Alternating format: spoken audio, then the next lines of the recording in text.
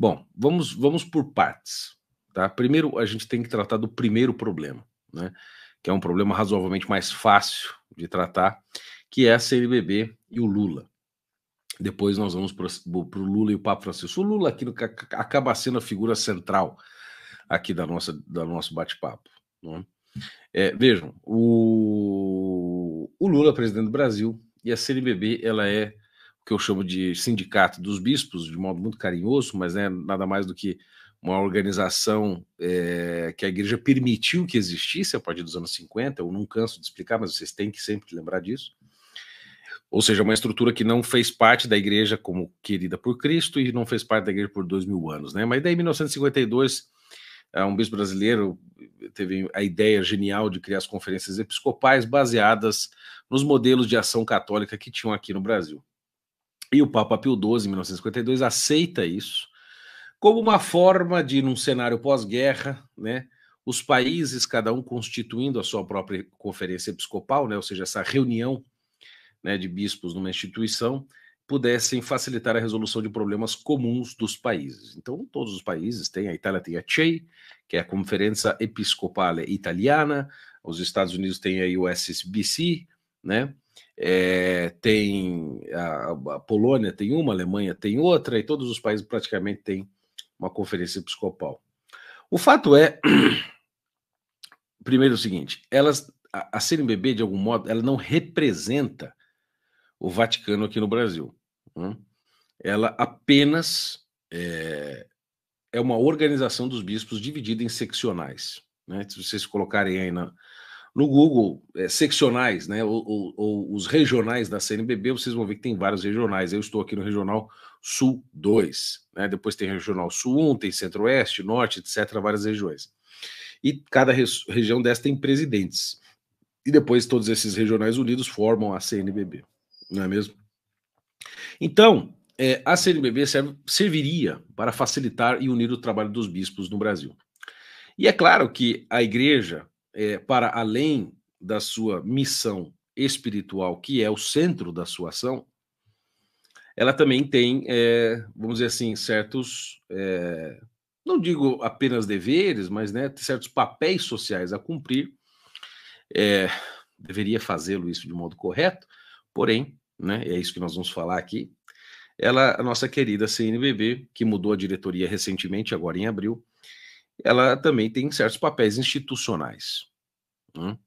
Então, eles podem escrever notas, eles podem participar, por exemplo, como já aconteceu, de julgar em audiências públicas do Supremo Tribunal Federal, o Dom Ricardo Ruppers, que é o secretário-geral da CNBB, que é quem toca de fato, né, faz a CNBB rodar, né, que é o gerente da CNBB hoje, ele participou e fez uma apresentação brilhante no julgamento do Supremo Tribunal Federal sobre a questão do aborto, né, e falou muito bem, né? O Ricardo Ruppers não é um mau bispo, não, pelo contrário, é um bom bispo. O problema é que ele está numa instituição pesada e vamos dizer que também os brios, né, e os pruridos pessoais, os desejos pessoais também falam muito alto, né? E aí nós vimos naquelas fotos a CNBB se reunindo com o Lula.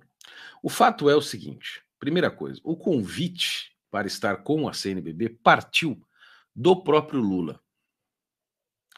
Então, o Lula quis se encontrar com a CNBB. Então, a CNBB, bom, é o presidente do país, goste-se ou não, considere-se legítimo ou não, não importa, no momento é ele que nós temos, né?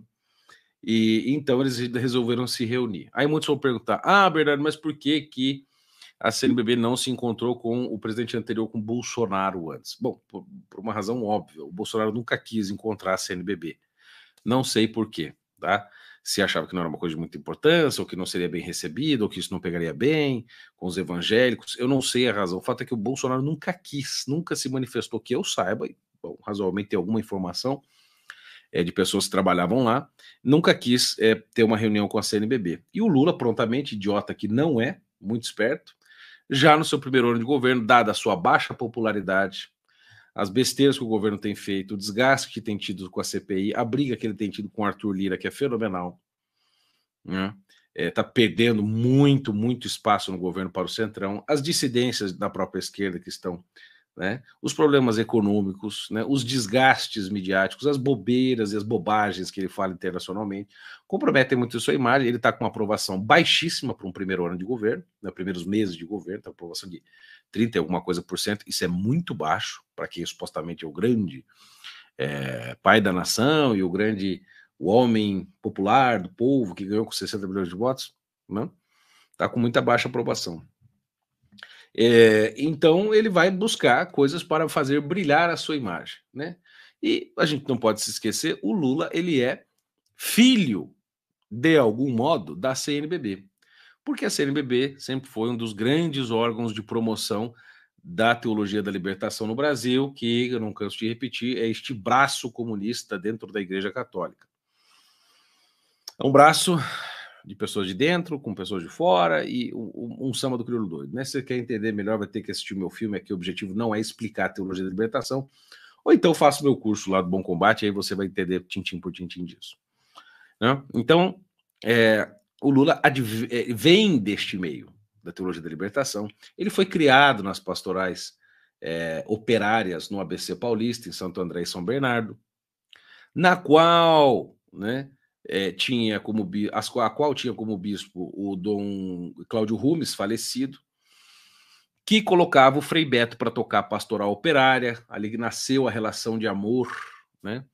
Esse amor estranho, amor entre o Frei Beto e o Lula.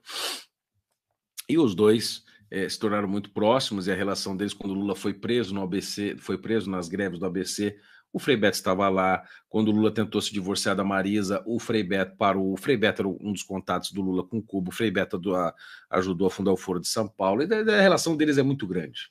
Eu até publiquei um Reels no Instagram sobre isso. Então, o Lula, ele mesmo fala, eu sou fruto, eu sou filho da teologia da libertação.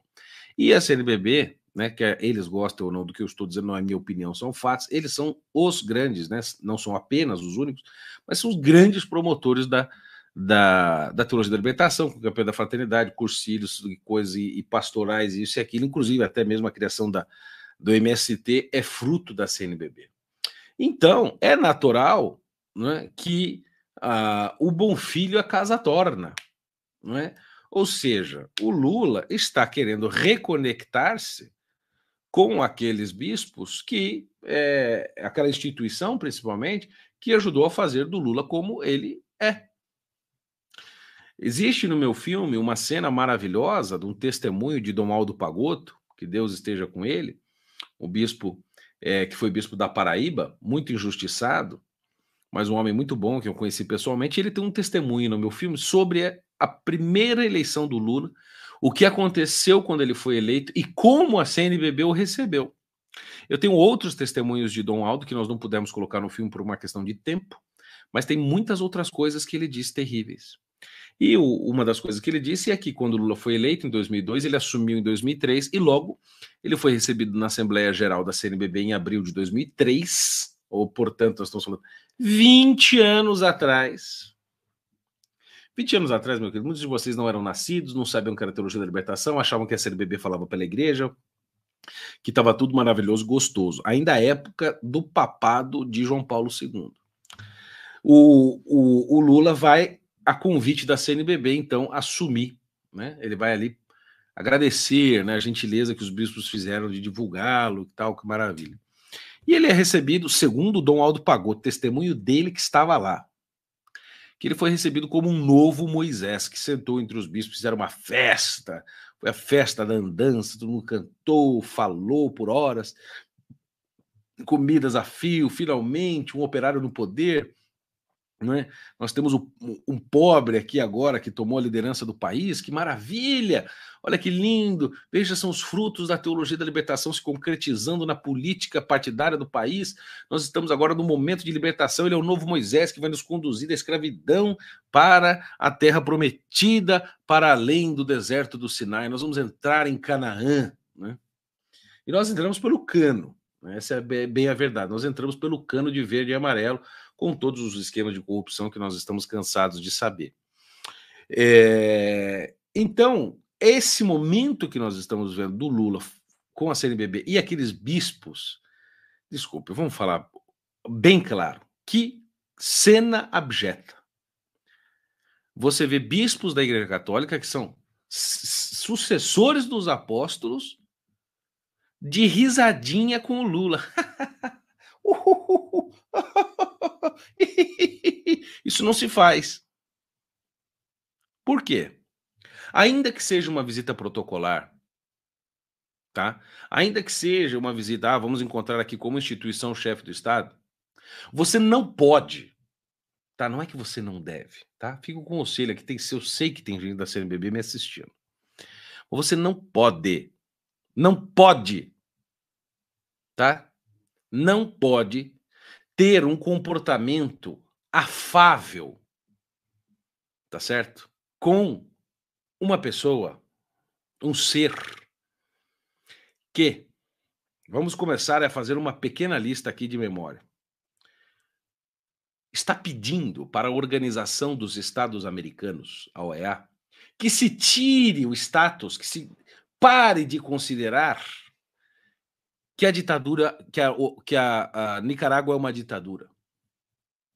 Justamente este mesmo país que está perseguindo cristãos de todas as maneiras, expulsando freiras, fechando rádios católicas, confiscando dinheiro da igreja, tomando a propriedade, prendendo bispos, padres, fazendo uma violência. Depois, recebeu, faz nem 10 dias, o Maduro aqui no Brasil. Né? O Maduro.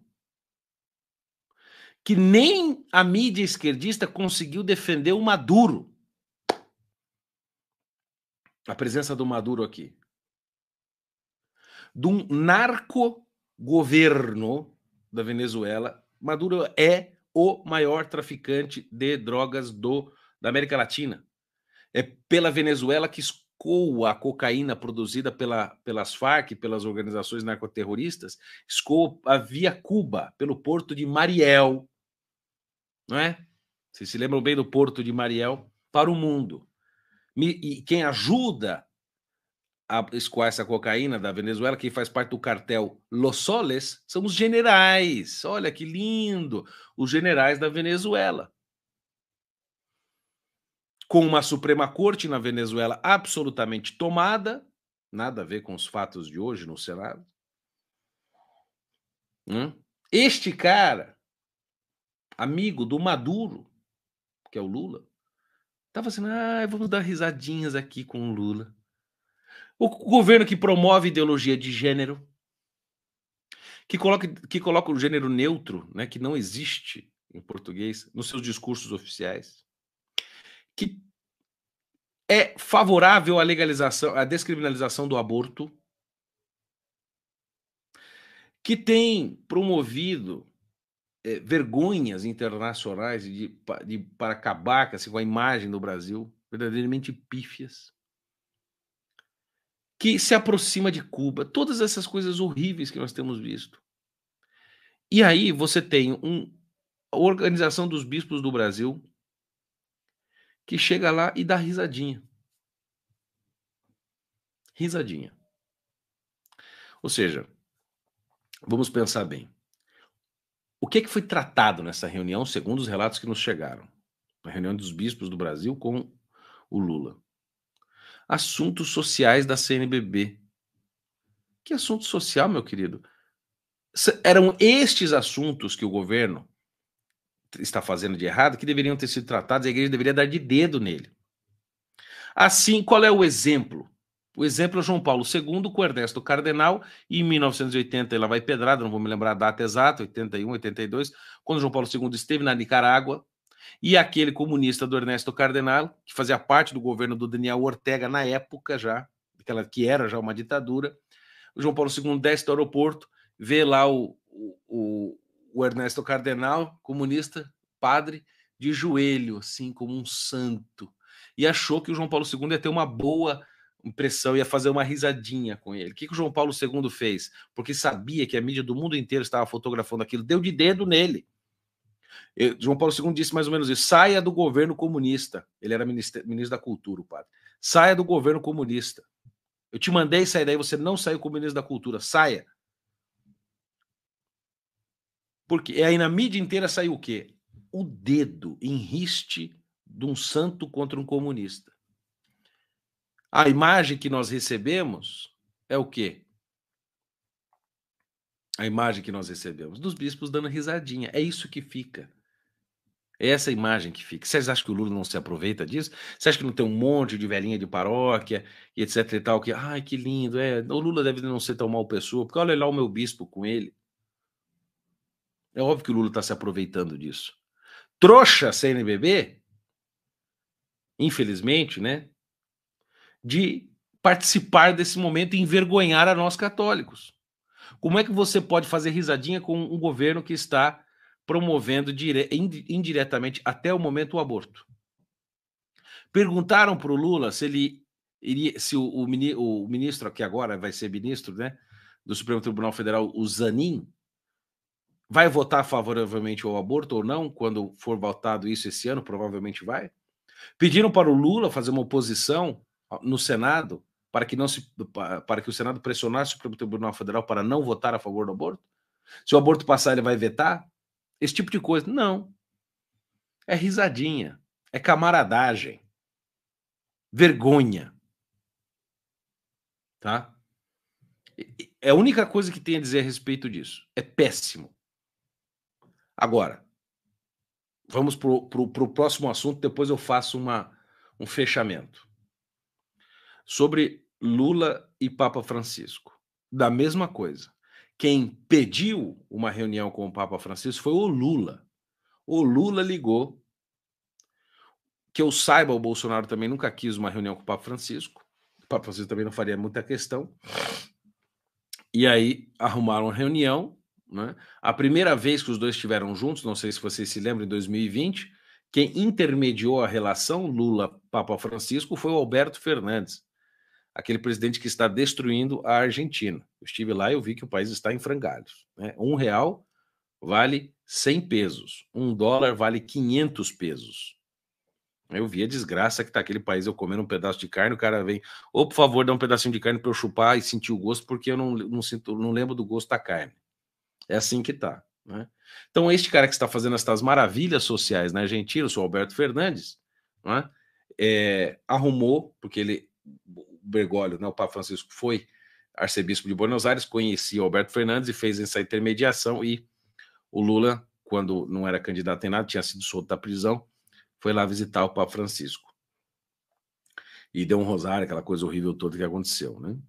Na época eu também fiz um vídeo, expliquei a situação, e hoje a situação é um pouco diferente. Por quê? Em primeiro lugar, o Lula é recebido lá como chefe de Estado. E o Vaticano meio que não pode negar essas coisas, né? Só que existe um problema, né, que é muito grave. No Brasil, existe um ser humano, chama-se Giambattista di Quattro. Giambattista di Quattro é o nosso núncio apostólico aqui no Brasil. Ou seja, é o embaixador do Vaticano aqui no Brasil. E é quem deveria, em tese, né, passar as informações do Brasil para o Vaticano, para que eles entendessem o que está acontecendo aqui no Brasil. Isso aqui não é passar pano, não é nada, é descrição de fatos. Depois eu vou explicar exatamente o que eu acho de tudo isso. Então vai lá, né, o Giambattista di Quattro passa uma informação de vez em quando lá para o Vaticano sobre o que está acontecendo no Brasil, mas não tem como dar conta de tudo.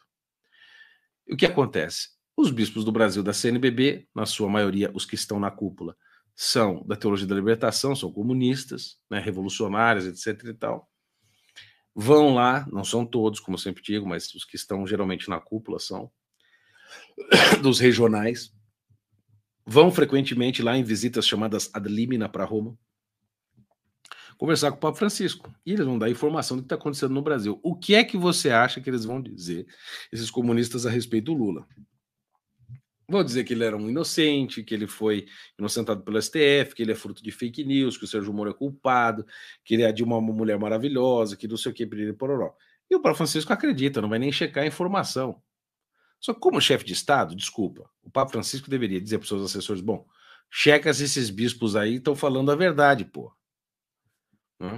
Mas não, o Papa Francisco é um homem criado na América Latina, na burguesia alta burguesia ou média burguesia, né, classe média, que nunca foi vítima de uma ditadura, pelo contrário, de certo modo colaborou com a ditadura peronista na Argentina, quando era jovem,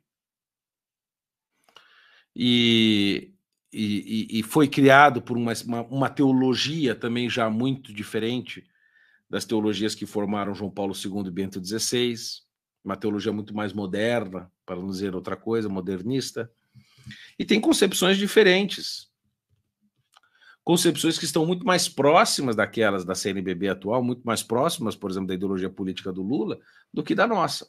Isso não quer dizer que o Papa seja comunista. Eu acho que o Papa realmente, assim, ele é um homem que nós poderíamos enquadrar no campo do progressismo, politicamente falando. É só ver as pessoas com quem ele se aproxima. Ontem ele estava com o presidente da... Ou presidente, olha, lava-te boca. Com o ditador cubano Dias-Canel. E qual é a ideia do Papa? Olha a ideia genial, que deve ter vindo da cabeça daquele seu Parolin, que é o homem da Secretaria de Estado, né? Ele e o Penha Parra, né? São cardeais que cuidam das relações exteriores do Vaticano.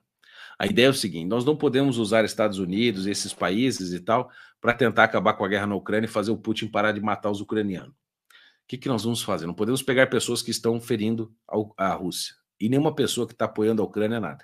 Temos que pegar países neutros que o Putin vai achar legal. Então vamos pegar, olha que ideia de jirico.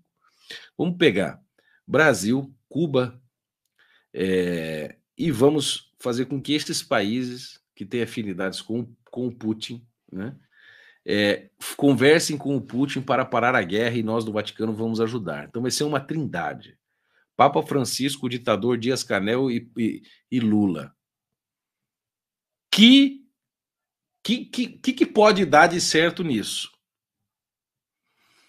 Né? Ou seja, o Putin vai ver um ditador cubano que trabalha para ele, vai ver o Lula, que assim tá submetendo tudo à China e ao ditame do Fórum Econômico Mundial, essa turma toda. Aí vai dizer, ah, sim, agora eu vou parar só porque vocês me pediram. É óbvio que não vai acontecer nada.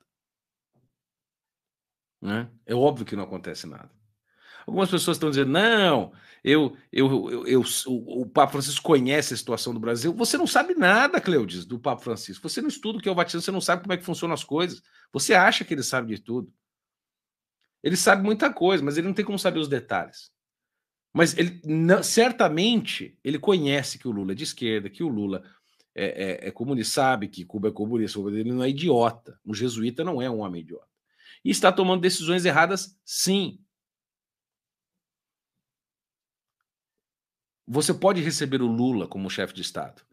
Você pode receber ou estar com um ditador como chefe de Estado, porque nesses países tem a sua igreja, no caso do Papa. Como fez João Paulo II, o Bento XVI esteve com o Fidel Castro, porque lá tem católicos. Esses católicos precisam de alguma guarida, de um cuidado. O que você não pode fazer é se aliar com esses caras. Pedir que eles sejam intermediários, né? E unidos para criar uma trindade para resolver o problema da guerra da Ucrânia. Que você só resolve com uma força maior, que seria os Estados Unidos, no caso. Né? É só mandar o Putin calar a boca, senão explode tudo lá, que ele fica quieto. Né? Nos 4 anos do Trump, bom, o Putin não deu um sorriso. Nem o Xi Jinping, ninguém. O mundo viveu em paz em 4 anos, quando o Trump era presidente. Foi o maior tempo de paz que nós vimos no século XX. Fechou acordo de paz, todo mundo. O mundo estava tranquilo, enquanto o Laranjão estava na Casa Branca. Agora que entrou aquele mentecapto lá do Biden, tudo desgraçou. Né? Homem fraco. Enfim.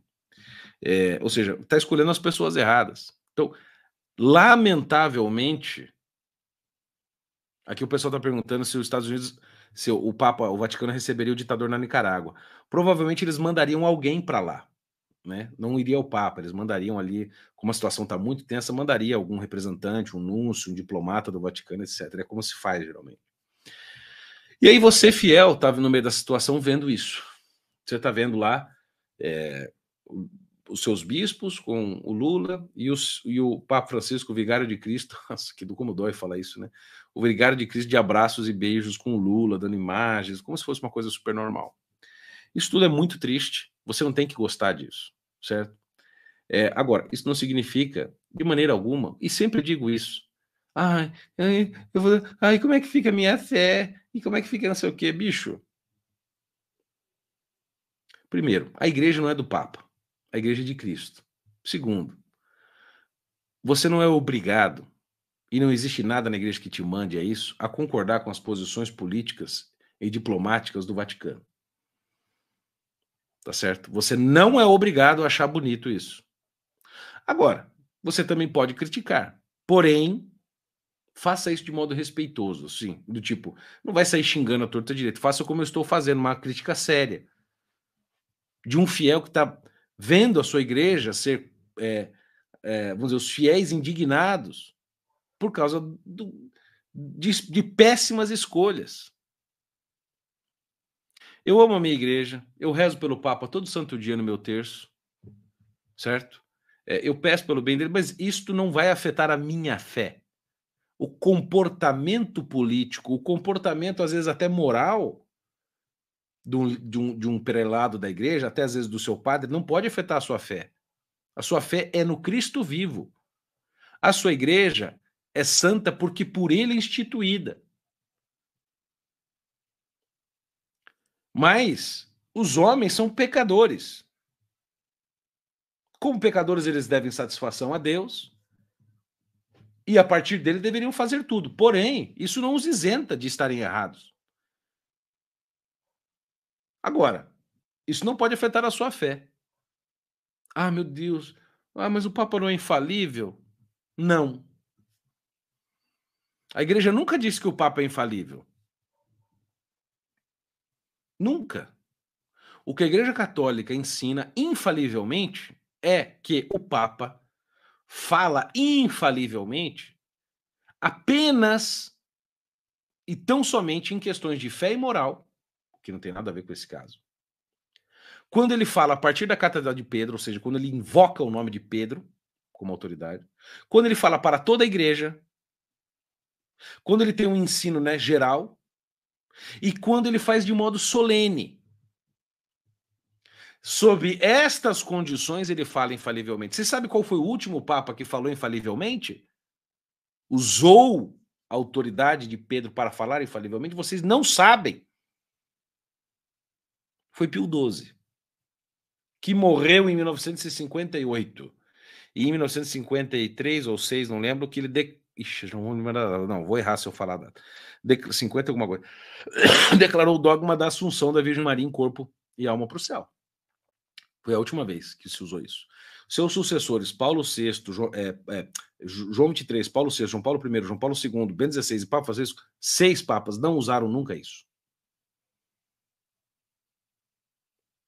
É claro que nas encíclicas que eles escrevem, nos documentos religiosos, nas cartas, etc., você deve respeito religioso ao que é dito ali.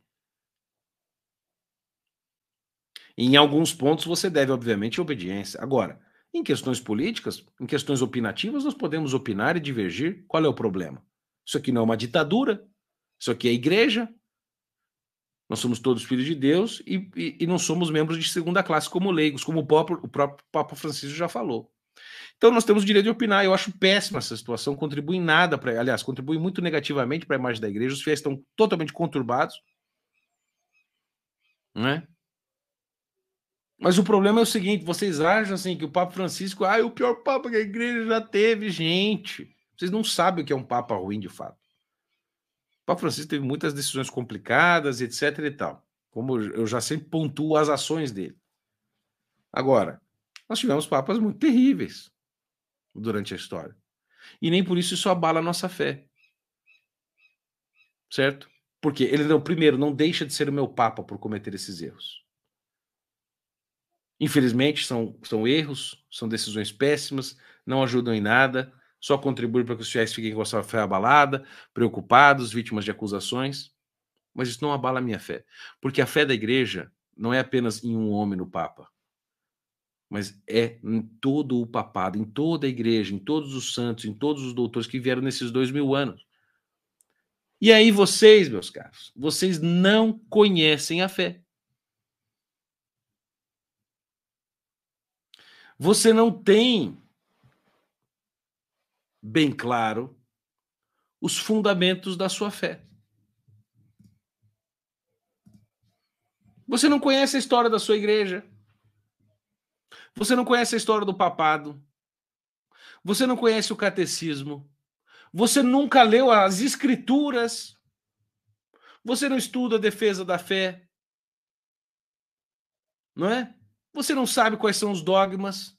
Se eu pedir para você citar aqui os 4 dogmas da Virgem Maria aqui, vocês não iriam saber citar.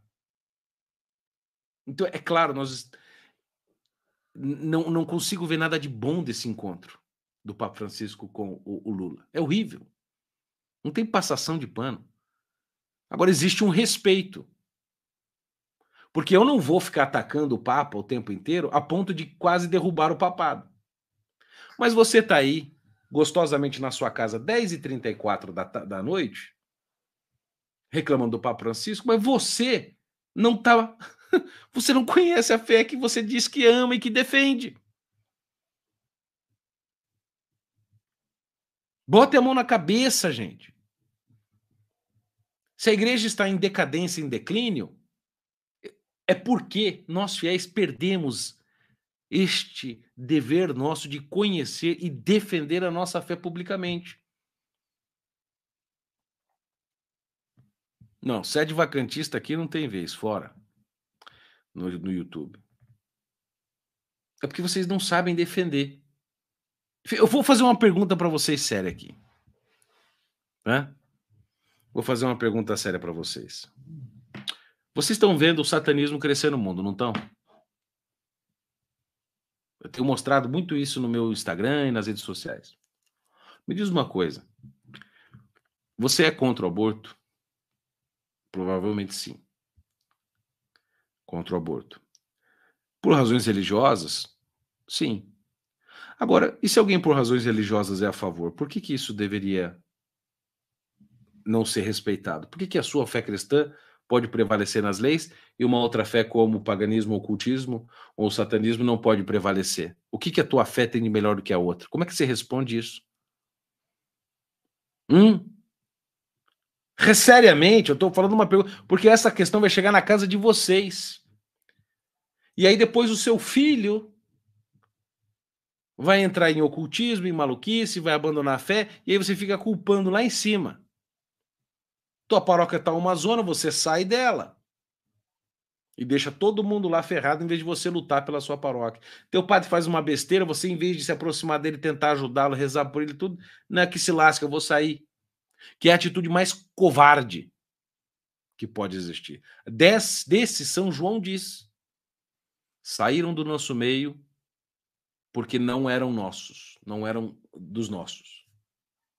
Claro. Como é que você vai defender uma coisa que você não conhece? Então não culpem apenas as besteiras que aconteceram recentemente, essas péssimas escolhas do Papa Francisco. Façam um meia-culpa também. Então, é lamentável tudo que está acontecendo. É um erro crasso.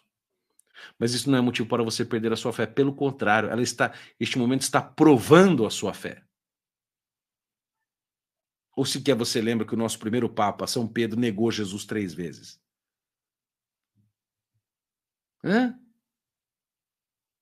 Então, assim, é duro. Mas e aí? Essa é a pergunta que eu faço para vocês. Vão abandonar? Vão jogar toalha? É disso que se trata? Obviamente que não.